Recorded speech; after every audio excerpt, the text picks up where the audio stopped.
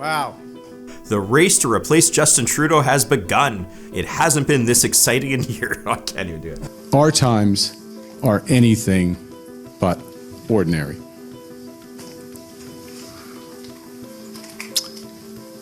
This is what they want to focus on when we've got highs in cost of living, taxes, and looming tariffs. The obvious frontrunner for the Liberal leadership is Mark Carney.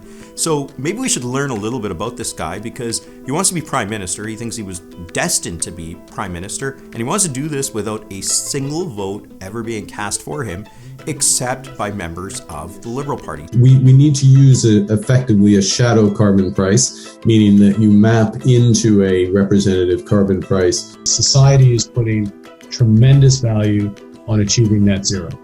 So the companies and those who invest in them and lend to them, who are part of the solution, will be rewarded. But those who are lagging behind and are still part of the problem will be punished. This guy is telling us that he should be Prime Minister, and he's using his record as Governor of Bank of England as to why we should just hand over the keys to 24 Sussex to him. So let's look at this a little bit so you know exactly what you're getting here with Mark Carney. Mark Carney was the governor from 2013 to 2020. He printed too much money. You think we have a problem with inflation now? This guy was responsible for the record inflation, the inflation that was the highest in the G7 during his tenure at the Bank of England. That's just ridiculous. So if you want to know how bad his money printing was, at one point, Mark Carney had injected 59% new cash into the economy. Now that leads to what we call inflation. Or you could say loyal member of the Global Central Bankers Club at a time of massive disinflation in the world economy. So the result of that was keeping interest rates pretty well near zero. And that in turn had all the effects we know about in driving up asset markets and housing booms and everything else.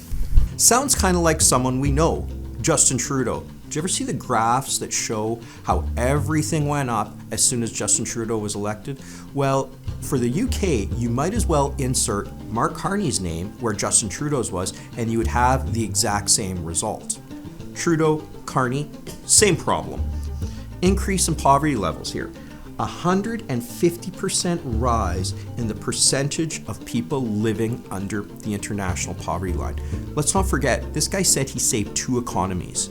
150% increase of people in poverty, and that's what he calls saving 2 economies. While he was governor of the Bank of England, he actually presided over shrinking GDP. GDP is supposed to go up, not down. So he presided over shrinking GDP per capita of 7%. Now, last time I checked, the economy is supposed to grow, not shrink, especially when somebody says they're an economic savior like he has. Now, if you were to compare Mark Carney's record, especially starting in 2015 when Justin Trudeau took over, you would see the exact same rise in taxes, the exact same rise in inflation, and the exact same reduction in ability for people to afford food, groceries, things like that. And there's something really interesting here. Mark Carney left the Bank of England in 2020.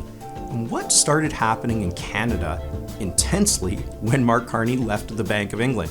We started to experience the exact same thing that the British started to experience. Following a developing story out of Ottawa, Prime Minister Justin Trudeau tapping former Bank of Canada Governor Mark Carney to help craft a plan for Canada's economic recovery. That's all according to BNN Bloomberg. If you look at the graph of how things started and how things ended when he started advising the Liberals, things went to hell in a handbasket economically.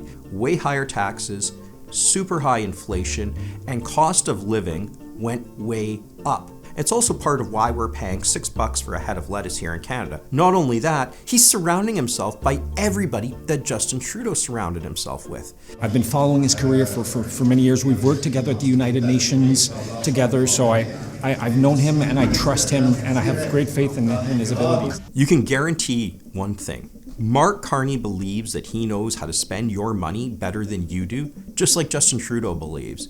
You can also bet that when Mark Carney gets the opportunity, he's going to raise your taxes one more time. Now, so far, carbon prices have been applied sparingly. They've been set far too low, in the single digits on average globally, well short of the estimated $80 to $100 a ton needed by the end of this decade to keep us on track to net zero. Just like he was in favor of raising the carbon tax time after time after time. He may be trying to run away from that now, but we all know he was in favor of it just until a couple of months ago when the polls went bad. To be so fervent in your belief in the carbon tax and then to all of a sudden do this 180 because you're running for liberal leadership and people don't like the tax, it just shows you have the integrity of a wet noodle, and that's not what Canadians need.